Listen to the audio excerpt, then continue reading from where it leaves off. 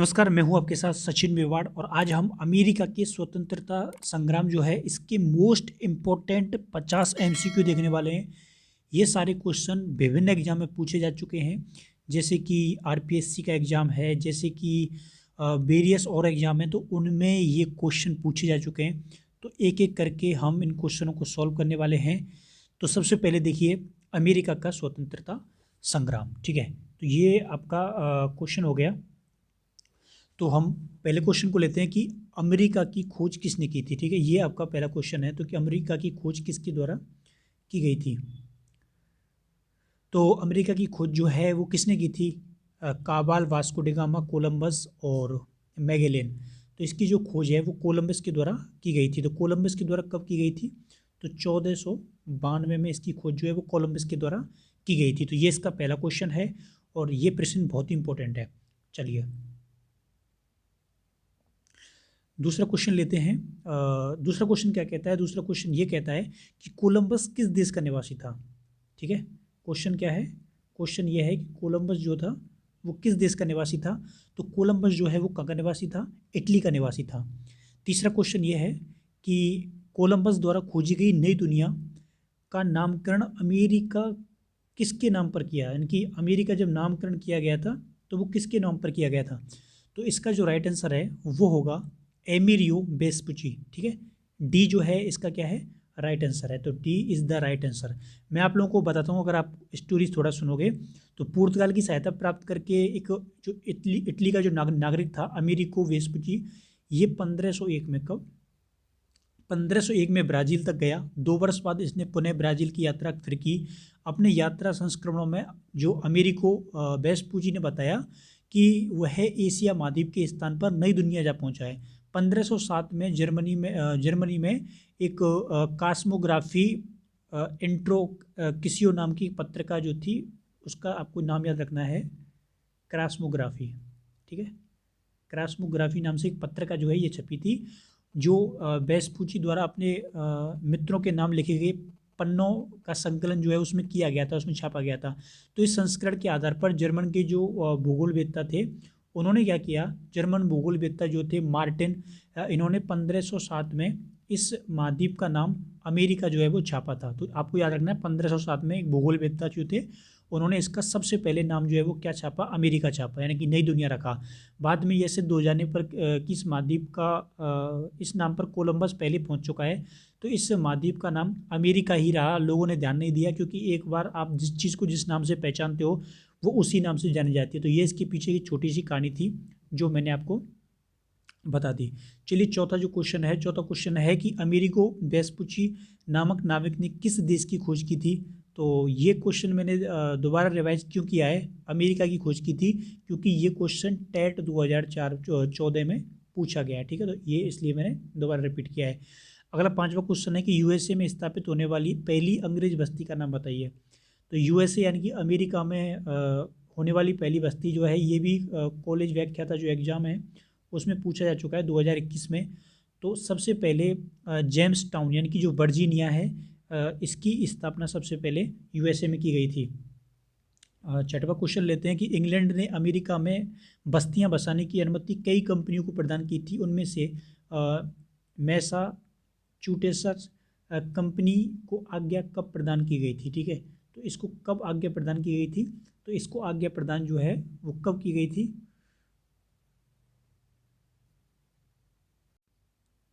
तो इसको आज्ञा प्रदान की गई थी 1629 में, ठीक है। एक मिनट, 1629 में इसको अनुमति दी गई थी कि आप वहाँ पे बस्ती बसा सकते हो। चलिए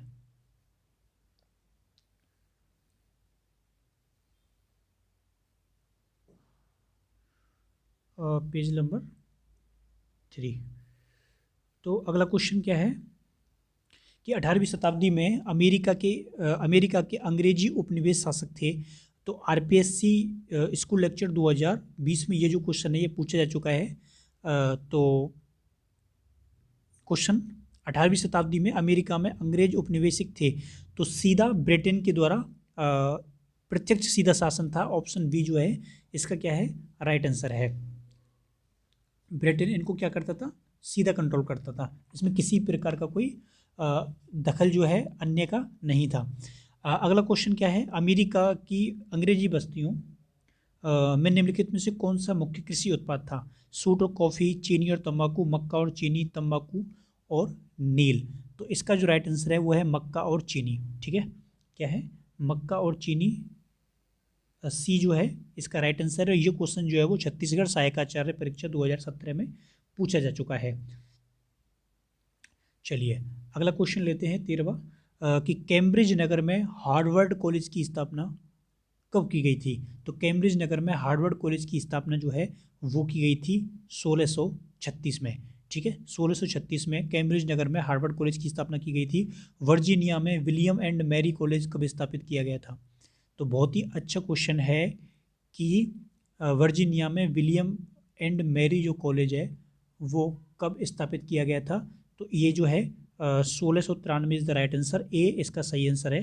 1693 में इसको स्थापित किया गया था। अमेरिका के किस नगर में सर्वप्रथम छापे खाने की स्थापना जो है वो की गई थी? अमेरिका के किस नगर में? तो इसका राइट आंसर है ए, कैम्ब्रिज में सबसे पहले छापे खाने की स्थापना जो है वो की गई थी। ठीक है, कहाँ पे की गई थी? कैम्ब्रिज में सबसे पहले छापे खाने की स्थापना की गई थी। और अगला क्वेश्चन है 1704 ईस्वी में बोस्टन से प्रकाशित प्रथम अमेरिकी समाचार पत्र जो है उसका क्या नाम था?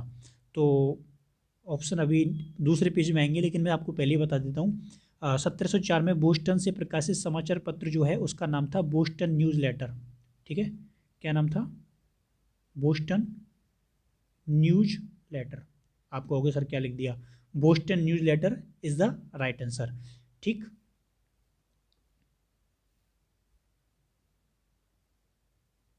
चलिए देखिए यहाँ पे ये आ गया,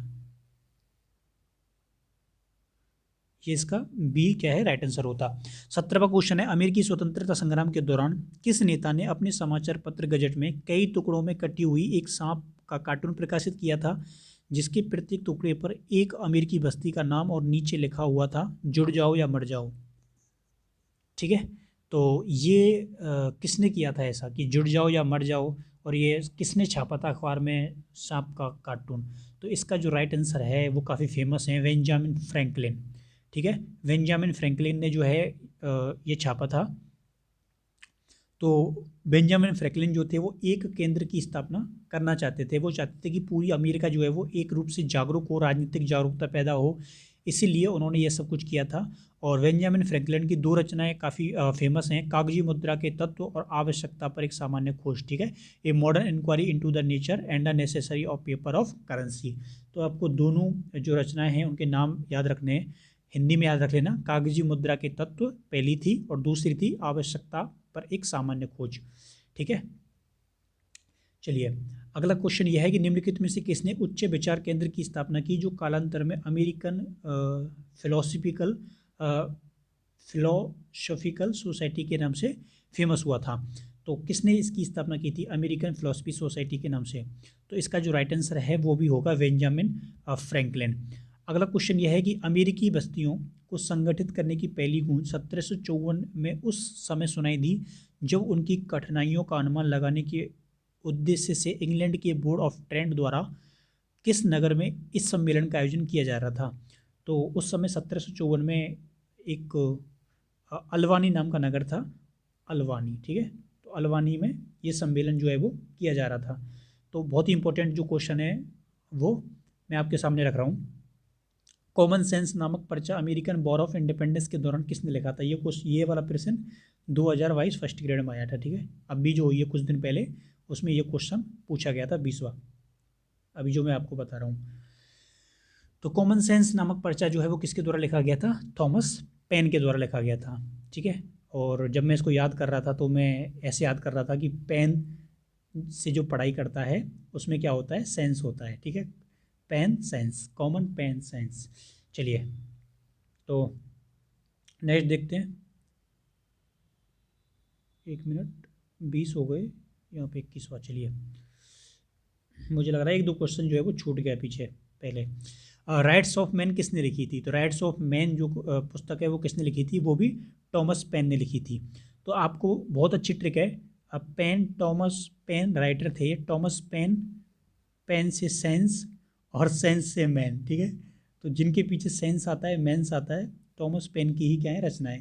क्योंकि जब ऑप्शन आते हैं तो वहाँ पे थोड़ा बहुत आपका आईक्यू भी काम करता है। तो rights of man Thomas pen की रचना है। और छोटा क्वेश्चन पूछा जा सकता है आपसे, निम्नलिखित में से कौन सी पुस्तक थॉमस पेन द्वारा लिखित नहीं है।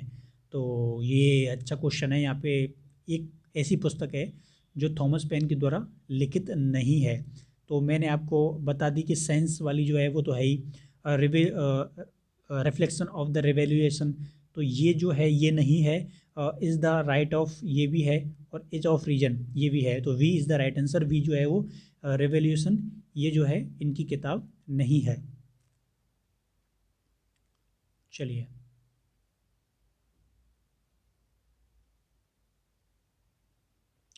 अगला क्वेश्चन है, अमेरिकी क्रांति को प्रेरित करने वाली पुस्तक राइट ऑफ कॉलोनी। यहाँ पे थोड़ा मिस्टेक हुआ है, मैं सोच रहा था कॉलोनी शब्द कहाँ से आ गया, तो यहाँ पे है कॉलोनीज, ठीक है। इसको सही कर लेना आप लोग, कॉलोनीज।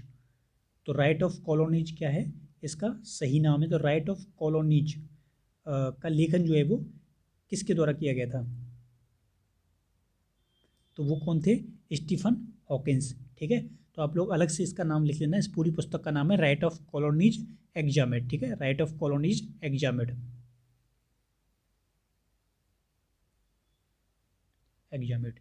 चलिए, तो अमेरिकी स्वतंत्रता संग्राम के दौरान लिखी गई पुस्तकों के बारे में सत्य कथन है, क्या सत्य कथन है। तो स्टीफन हॉकिंस की है दी राइट ऑफ द कॉलोनीज, ये तो अभी पढ़ी है, ठीक। सैमुअल एडम्स की है राइट ऑफ कॉलोनीज। इन दोनों में थोड़ा अंतर है, यह है राइट ऑफ कॉलोनीज और यह है दी राइट ऑफ कॉलोनीज, इसलिए इन दोनों में बारीकी अंतर है, इसलिए याद रखना है। और टॉमस पेन की है द अमेरिकन क्राइसिस। तो ये क्या है, इसमें सारी की सारी जो पुस्तकें हैं उनमें से कौन सी राइट है, तो ये तीनों की तीनों क्या है, राइट हैं। स्टीफन हॉकिंस वाली राइट है, सैमुअल एडम्स की भी राइट है, और टॉमस पेन की भी राइट है। तो आपको तीन किताबें टॉमस पेन की पहले पद की पता चल गई, और चौथी एक ये पता चल गई, द अमेरिकन क्राइसिस, ठीक है। अब देखिए, यहाँ से मैंने वन लाइनर क्वेश्चन जो हैं उनको ऐड किया है। और अभी मैं जो आपको प्रश्न बता रहा था, ये वाला क्वेश्चन बता रहा था मैं, 23वां ये वाला क्वेश्चन बता रहा था। तो ये जो क्वेश्चन है वो आरपीएससी के एग्जाम 2016 में पूछा जा चुका है, किसमें, फर्स्ट ग्रेड हिस्ट्री में ये क्वेश्चन पूछा जा चुका है। चलिए, अब देखिए वन लाइनर में आपको सामने सीधे उत्तर जो हैं वो दिए हैं, इनकी थोड़ी डेफिनेशन करके मैं आपको समझा दूंगा, क्योंकि आपका भी समय कीमती है और मेरा भी। चलिए, तो अमेरिकी उपनिवेश में शिक्षा से जुड़ी समुदाय को क्या कहते हैं, जो शिक्षा से जुड़ा हुआ समुदाय होता है उसको क्या कहते हैं, तो उसको कहते हैं क्वेकर। जैसे हमारे यहाँ पे आचार्य होता है, प्राचार्य होता है, जो एजुकेशन का काम करते हैं, बिल्कुल ऐसे ही। तो किसने कहा था, किसने कहा था कि अमेरिकी क्रांति का वास्तविक आरंभ 1620 में ही हो चुका था, जब वर्जीनिया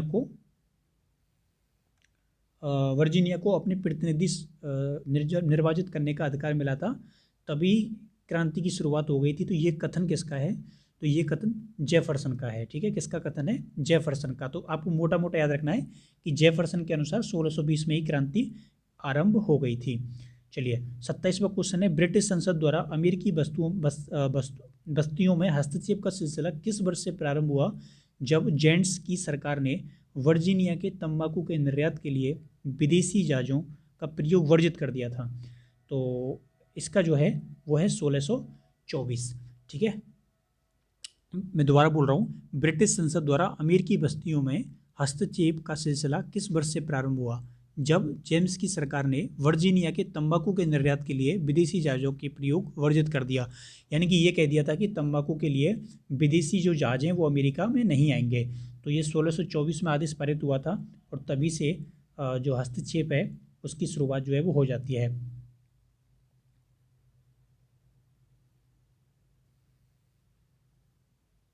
चलिए, 28वां क्वेश्चन क्या है, बहुत मोस्ट इंपॉर्टेंट क्वेश्चन है। आप इनको एक दो बार रिवाइज करोगे तो आपके दिमाग में बहुत अच्छे से ये बैठ जाएंगे, क्योंकि सारे क्वेश्चन किसी न किसी कंपटीशन एग्जाम में पूछे गए हैं, तो फिर कोई गुंजाइश नहीं रहती इनको छोड़ने की।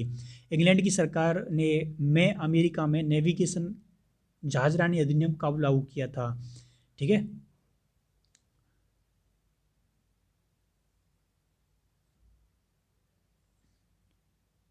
ये मैं जो है इसको काट देना, ठीक है, एक्स्ट्रा लग गया ये। तो ये 1651 में, ठीक है, कब लागू किया था ये? 1651 में लागू किया था। और ये इसलिए आपको मोटा मोटा याद रखना है कि 1651 में नेविगेशन अधिनियम जो है वो अमेरिका में लागू किया गया था।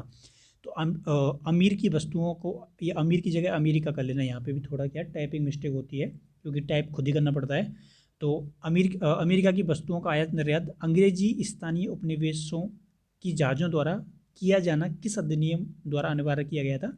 1651 के द्वारा ये क्या है, अनिवार्य किया गया था। चलो अगला क्वेश्चन ये है कि ईसवी, अगला क्वेश्चन क्या है, ईसवी का 1651 ईस्वी के अधिनियम में सरकार की जहाजरानी नियमों के अनुसार अंग्रेजी बस्तियों के सभी आयात निर्यात इंग्लैंड या उपनिवेश में निर्मित जहाज़ों द्वारा ही किए जा सकेंगे। तो ये बात किसके हितों को नुकसान पहुंचाया गया? तो हॉलैंड के जो हित थे उसको नुकसान पहुंचाया गया, क्योंकि अधिकतर जहाज जो थे वो आते थे, वो किसके आते थे? हॉलैंड के आते थे, ठीक है। तो इसलिए इससे सबसे ज़्यादा नुकसान किसको पहुंचा था? हॉलैंड को पहुंचा था।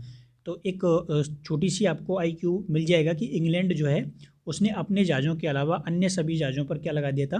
बैन लगा दिया था। और इससे अमेरिका जो है उस समय नाराज़ था कि हम किससे व्यापार करें, किससे व्यापार नहीं करें। ऐसे मामलों में ब्रिटेन कौन होता है? दखलंदाजी देने वाला। तो अमेरिकी उपनिवेश 31वां क्वेश्चन देखिए, अमेरिकी उपनिवेश में आपसी व्यापार पर सीमा शुल्क संबंधित ब्रिटिश कानून कब बना था? तो वो बना था 1673 में, ठीक है। कब बनाया गया?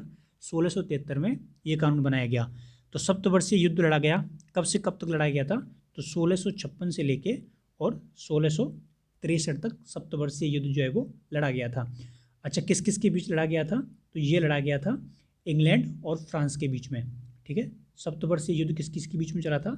इंग्लैंड और फ्रांस के बीच में चला था। और आप लोगों को मालूम है जब हम मॉडर्न हिस्ट्री पढ़ते हैं इंडिया में तो भी इसका प्रभाव जो है वो भारत में नजर आता है, क्योंकि भारत के अंदर फ्रांसीसी भी थे उस समय और अंग्रेज तो थे ही। चलिए, ये 33वां हो गया। अगला क्वेश्चन लेते हैं।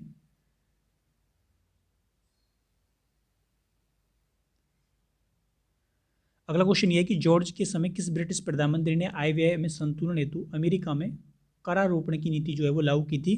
तो गार्ड ग्रीनविले, ठीक है, गार्ड ग्रीनविले जो है इनके द्वारा ये करारोपण की नीति जो है वो लागू की गई थी। तो ये बात आपको ज्ञात रखनी है, ध्यान रखनी है।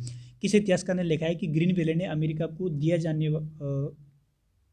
को दिया क्योंकि उसने अमेरिका से आने वाली डाक को पढ़ना शुरू कर दिया था, ठीक है। तो ये ट्रेविलियन ने कहा था। ये बात किसने कही थी? ट्रेविलियन ने। देखो यहाँ पे आपको एक ग्रीनविले ने अमेरिका को खो दिया, तो यहाँ पे खो दिया आ जाना चाहिए, ठीक है, क्योंकि उसने जो USA से जो पोस्ट आती थी ना, डाक आती थी, तो उनको ये पढ़ने लग गया था। अच्छा, आप लोग कहोगे सर डाक पढ़ने से कोई आदमी अमेरिका को कैसे खो सकता है? तो इसके पीछे लॉजिक है, कारण जो है, देखिए किसी देश में क्या चल रहा है क्या नहीं चल रहा, वो ब्रिटेन के जो सैनिक थे वो लिख के भेजते थे डाक के अंदर कि हमें यहाँ पे सहायता चाहिए और सहायता चाहिए, हमारे ऊपर अत्याचार ज़्यादा हो रहे हैं, हम इस मुकाबले को सहन नहीं कर सकते, बहुत ज़्यादा चीज़ों की कमी है, हमारे पास बंदूकें नहीं है, हमारे पास कपड़े नहीं है, हमारे साथ ये हो रहा है। जब ऐसी ऐसी डाकें आती थी तो इनको ग्रेनविल जो है ये पढ़ा करता था। तो इसके मन जो है उसमें नकारात्मकता आती चली गई कि हम अब अमेरिका पर ज़्यादा दिन तक कब्जा नहीं रख सकते। इसलिए चलिए, ग्रेनविल द्वारा अमेरिकी उपनिवेशों को प्रभावित करने वाले 4 कानून पारित किए गए, निम्न में से कौन सा सही नहीं है? ठीक है, तो sugar act 1754, stamp act 1765, currency act 1754 और वर्किंग एक्ट 1765। ये बहुत ही इंपॉर्टेंट है, चारों एक्ट वर्ड हिस्ट्री में आपको याद रखने हैं और चारों के चारों सही हैं, क्योंकि मैंने इनको जो गलत था उसको नहीं लिखा, चारों सही लिख दिए ताकि आपको याद हो, ठीक है। तो sugar act 1754, stamp act 1765, currency act 1764 और वर्किंग एक्ट 1765। तो इन चारों को लिख लेना और याद कर लेना। अमेरिका में सीरा के आयात पर रोक हेतु पारित 1764 ईस्वी का कौन सा अधिनियम था? तो सुगर एक्ट के द्वारा सीरा पर क्या लगा दी गई? रोक लगा दी गई थी, ताकि ब्रिटेन को व्यापार में फ़ायदा पहुँचे, किसी और देश का व्यापार जो है वो नहीं हो सके, जैसे कि फ्रांस, हॉलैंड, स्पेन आदि। तो ब्रिटिश संसद द्वारा अमेरिकी उपनिवेश पर लगाया गया पहला प्रत्यक्ष कर कौन सा था? तो स्टाम्प एक्ट 1765 जो है वो ब्रिटिश संसद के द्वारा सबसे पहले लगाया गया कर था, तो याद रखना है। किस ब्रिटिश प्रधानमंत्री द्वारा स्टाम्प अधिनियम पारित किया गया था? तो ग्रीनविले के द्वारा सबसे पहले ये जो है वो क्या किया गया था, पारित किया गया था। चलिए 40वां क्वेश्चन देखते हैं हम कि स्टाम्प एक्ट में प्रमुख प्रावधान क्या था? तो स्टाम्प एक्ट में प्रमुख प्रावधान था दस्तावेज और समाचार पत्रों पर स्टाम्प की अनिवार्यता। ठीक है, तो इसका विरोध इसलिए किया गया था क्योंकि वो लोग नहीं चाहते थे कि हम अपने कागज़ों पर स्टाम्प लगाएं नहीं लगाएं। हर चीज़ पर स्टाम्प लगाना, ब्रिटिश स्टाम्प लगाना, ये एक गुलामी का प्रतीक था, इसलिए लोगों ने इसका ज़बरदस्त विरोध जो है वो किया था। तो अमेरिकी 41वां क्वेश्चन देखिए, अमेरिका के उपनिवेशों में सन्स ऑफ लिबर्टी नाम के संगठनों को बनाया गया जिसका उद्देश्य क्या था? तो इसका उद्देश्य था स्टाम्प एक्ट का विरोध करना। चलिए अगला क्वेश्चन देखिए 42वां, बिना प्रतिनिधित्व के कर नहीं, यह नारा किस एक्ट के विरोध में किया गया था? स्टाम्प एक्ट के विरोध में किया गया था, क्योंकि लोग इसको बिल्कुल पसंद नहीं करते थे। हर चीज़ के ऊपर स्टाम्प लगाना, पैसे खर्च करना कोई नहीं चाहता था। अमेरिका में 13 को 13 कर लेना, ठीक है। 13 उपनिवेशों में से 9 से लिए हुए प्रतिनिधियों से मिलकर बनी स्टाम्प एक्ट कांग्रेस को न्यूयॉर्क सिटी में बैठक कब हुई थी? तो इसकी बैठक जो है वो 1765 के स्टाम्प एक्ट के संदर्भ में हुई थी। अगला क्वेश्चन यह है कि कांग्रेस के 13 में से 9 उपनिवेश प्रतिनिधियों से मिलकर 1765 ईस्वी में किस स्थान पर बैठक हुई थी? न्यूयॉर्क में हुई थी। और निम्नलिखित बुद्धिजीवियों में से अमेरिका स्वतंत्रता संग्राम के संदर्भ में किसने कहा कि या तो मुझे स्वतंत्रता दो या मुझे मार दो? तो ये कथन जो है वो पैट्रिक हेनरी का है। अमेरिकी बस्तियों में लागू स्टाम्प अधिनियम को जन विरोध के कारण किसने समाप्त किया था? तो रॉकिंगहम ने समाप्त किया था 1766 में। इसका बहुत ज़्यादा विरोध हो रहा था, तो इसलिए एक ही साल चल पाया था ये, क्योंकि लोग विरोध कर रहे थे बहुत भारी मात्रा में, इसलिए 1765 में लागू हुआ था और 1766 में इसको विरोध को देखते हुए इसको हटा दिया गया था। तो अगला है टाउनसेंड किसकी सरकार में वित्त मंत्री थे? तो विलियम पिंट जो है उनकी सरकार में ये मंत्री थे। और टाउनसेंड ने अमेरिका में 1767 ईस्वी में धन वसूली हेतु क्या लिया था? तो इसने अप्रत्यक्ष कर लगा दिए थे बहुत सारे। इनका ऐसा मानना था कि लोगों को अगर सीधा टैक्स लगाएंगे तो वो विरोध करेंगे, लेकिन ऊपर से उल्टा सीधा टैक्स लगा देंगे तो उनको पता नहीं चलेगा, इसलिए इन्होंने अप्रत्यक्ष जो टैक्स है वो लगाए थे।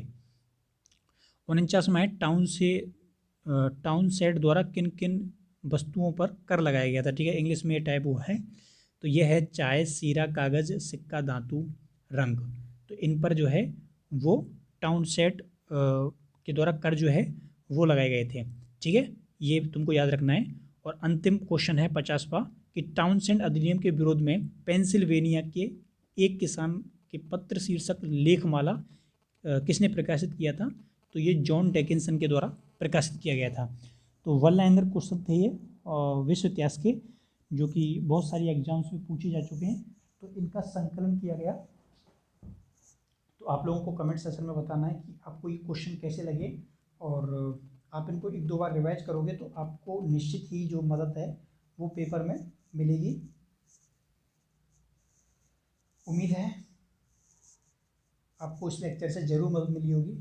मिलते हैं जल्द नेक्स्ट लेक्चर में, तब तक के लिए थैंक यू, धन्यवाद, बाय बाय, टेक केयर।